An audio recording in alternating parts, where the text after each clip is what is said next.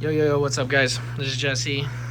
So today we're going to talk a little bit on the breeding aspect of some certain fish. I will have other videos on other species of fish, but as of right now, we are going to work on showing you guys how to breed bristlenose plecos. So, as you can see, we have some caves, right? We have some leaf litter, we have some wood.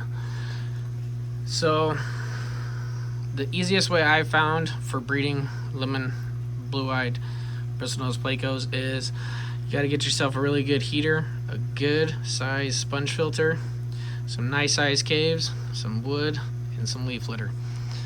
So we're going to break it down. The caves are going to kind of simulate their natural environments. It's not quite as natural, it just gives them a dark place to go and hide in order for the male to trap the female inside of the cave, which then he forces them to lay eggs, in which he will kick her out and then do his thing on the eggs, and then he will sit in that cave until they are all hatched and they all free swim out. But a good note is to have, when you are breeding bristlenoses, to have almond leaves in there.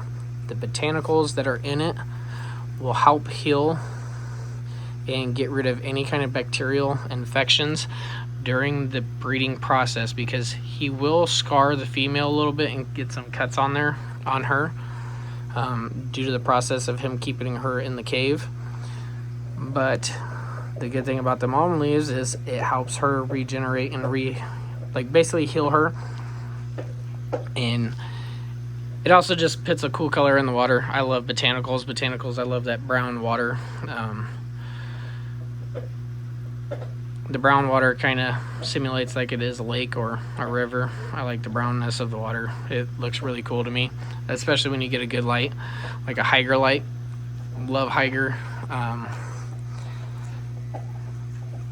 And Fluval and Higer are about my two best ones that I have. So that's a Fluval, I believe that's a 300 watt heater, with an adjustable head on it.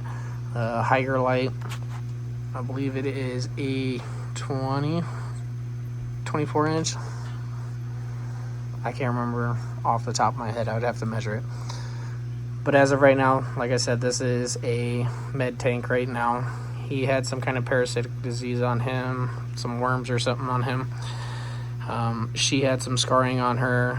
This guy has bloat, so he's in here. And then, like I said, I just got these electric blue German rams, so everybody's kind of going through. And we put this Polyguard, the Sea-Chem Polyguard in there. It is basically it's a chemical that treats bacterial and fungal and parasitic diseases. So this is always good to have. And methylene blue. When it comes down to breeding, methylene blue will be one of your best friends. So what you do is you just basically dose the tanks with some methylene blue with the eggs in there. Make sure you got some good aeration going.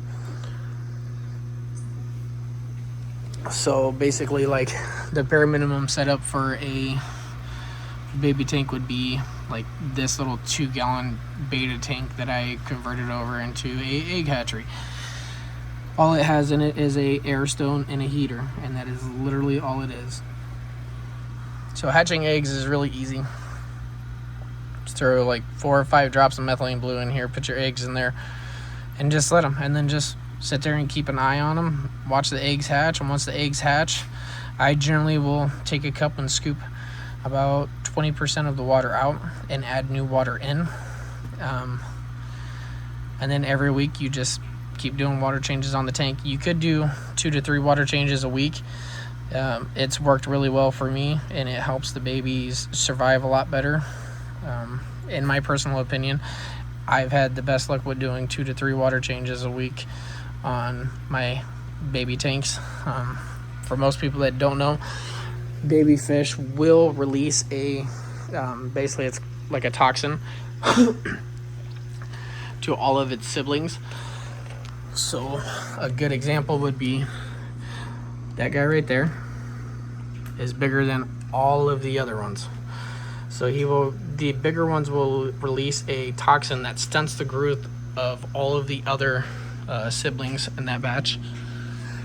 So you'll get this off course of different growths, different sizes, because the bigger ones release this toxin in the water.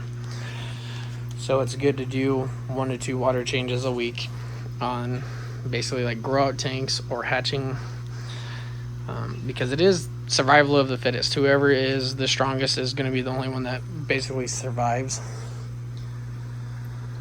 So back to the subject of breeding. Get yourself a 40-gallon breeder.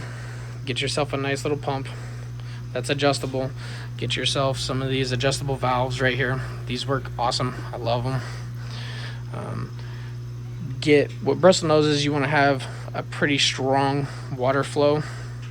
So I generally place my air filter in the middle of the tank and let it crank full blast. And I've always had really good luck with getting them to breed when I do that, because they like the heavier water flow. Make sure you got some caves, preferably 2 to 3 or more in a 40-gallon tank with some driftwood. Make it feel natural. Make it, the more natural it is, the better they will breed. But also, when you're going to breed fish, you want to have it as simple as possible, bare as possible. Simpler is better. I don't get anything to breed in here because there's also a lot of fish. There's a lot of different things inside of this tank, so a lot of fish do not breed in this tank because there is too much in this tank. Bristle noses and German rams, Corys, they all kind of have their own methods of breeding, basically.